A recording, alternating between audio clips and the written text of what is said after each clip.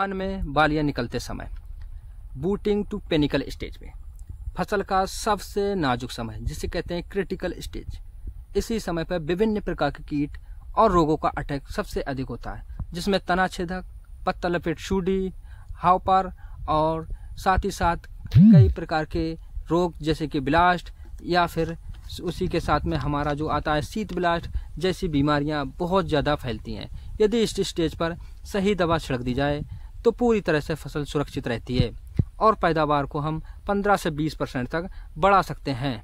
आज का जो टॉपिक है वो है धान में बालियां निकलते समय क्या करें, धान की फसल में दवा का सही उपयोग कैसे करें। तो सबसे पहले सभी किसान भाइयों को मेरा नमस्कार। मेरा नाम है महावीर सिंह और आप देख रहे हैं मेरा यूट्यूब चैनल एग्रीकल्चर होल्डर।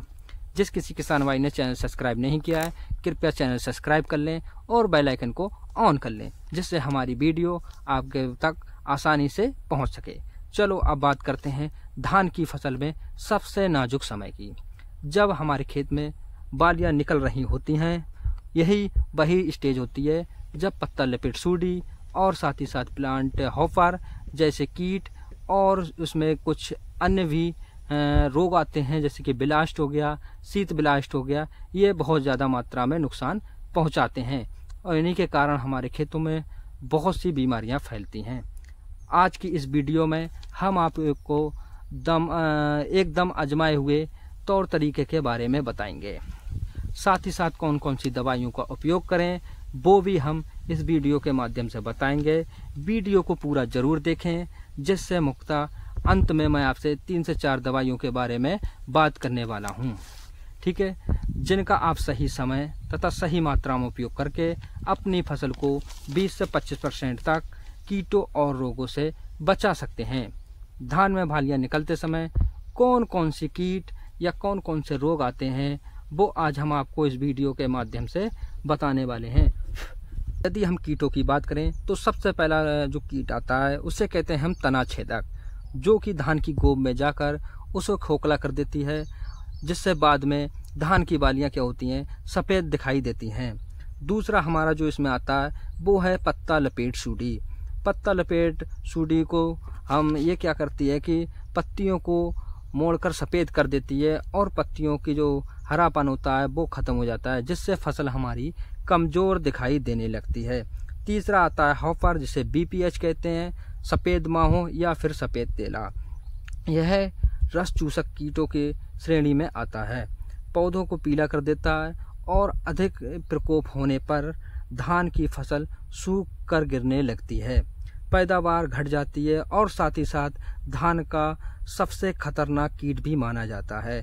किसान भाइयों, यदि इस कीट का समय रहते नियंत्रण नहीं किया जाता है तो धान की पैदावार में लगभग 30 से 40% तक गिरावट देखने को मिलती है। इसके प्रकोप का जो मुख्य कारण है वह है टेम्परेचर। इस समय दिन का तापमान लगभग 30 से 35 डिग्री सेल्सियस चल रहा है, लेकिन रात का जो मौसम है उसकी ह्यूमिडिटी है वो लगभग 80 से 90% के आसपास है, क्योंकि रात का मौसम इस समय ठंडा होने की वजह से इसका प्रकोप बहुत तेज़ी से बढ़ जाता है, जिससे इसकी रोकथाम करना बहुत ज़रूरी है।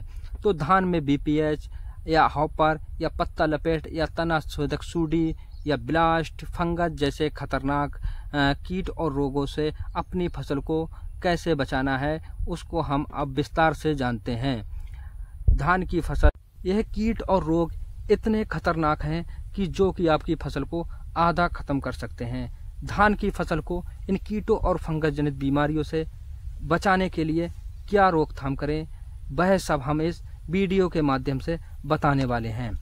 सबसे पहले हम रस चूसने वाले कीटों की बात करें तो उसके लिए हमें एक दवाई आती है मार्केट में, पेक्सालॉन, जो BPH, WPPH, हॉपर जैसे सभी प्रकार के रस चूसने वाले कीटों को रोकथाम लगभग 20 से 25 दिन तक करती है। इसकी मात्रा आपको 60 से 80 ml प्रति एकड़ लेनी है। यदि इस कीट का अटैक कम मात्रा में है तो उस कंडीशन में आप एसिटामाइप्रेड 20% वाला भी प्रयोग कर सकते हो, या फिर एक और दूसरी दवा आती है जो घरडा केमिकल कंपनी की रंगीला के नाम से आती है, जिसमें 2 टेक्निकल होते हैं। नंबर 1 फिप्रोनिल 4.0%, प्लस एसिटामाइप्रेट 4.0% ऐसी फॉर्म में होता है, इसका भी आप प्रयोग कर सकते हो। ये चूसने वाले कीटों पे बहुत अच्छी तरीके से काम करती है। यदि बालियां निकलते समय हॉपर का अटैक अधिक है तो सबसे पहले यदि दूसरे कीटनाशक की बात करें तो आप इसमें पेंटा अलाउड भी ले सकते हो। इसके अंदर एमावेक्टिन बेंजोएट 1.5% प्लस फिप्रोनिल 3.5% टेक्निकल होता है, जो सभी प्रकार के कीट जैसे तना छेदक, पत्ता लपेट थ्रिप्स, सफ़ेद मक्खी की रोकथाम बड़ी आसानी से कर देता है। इसकी जो मात्रा आपको लेनी है वो 200 ml प्रति एकड़ के हिसाब से लेना है। अगर हम बात करें तीसरा कीटनाशक की तो उसमें आप अच्छी तरह जानते हो कोराजन भी एक बढ़िया साल्ट है, जिसकी मात्रा आपको 60 ml प्रति एकड़ लेनी है। इसके बारे में आपको कुछ ज़्यादा जानने की ज़रूरत नहीं है, क्योंकि कोराजन अपने आप में एक बढ़िया टेक्निक है।